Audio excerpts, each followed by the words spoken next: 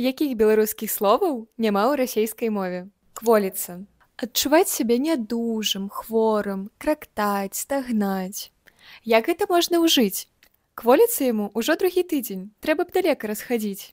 Цапстрыкі. Гэтае слова мы выкарыстоўваем, каб апісаць дробныя рэчы дамашняга скарбу, то бок усё тое, што ляжыць на кухні, у шафе, ці ў скрыні і дапамагае ў штодзённых хатніх справах. Нявыкрутка.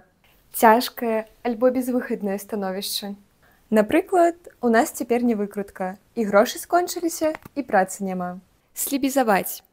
Чытаць марудна, па складах. Мы можам ужыць гэта слова так. Маленькая дзяўчынка толькі навучылася чытаць, таму пакуль яшчэ слебізуе кожнае слова па складах. Напоўніцу. На поўны рот прагна есці. Давайце возьмем такі прыклад. Хлопец еў напоўніцу, быццам цэлы дзень не бачыў ежы. А гэта былі ўсе словы. Пішыце, якія вы не ведалі.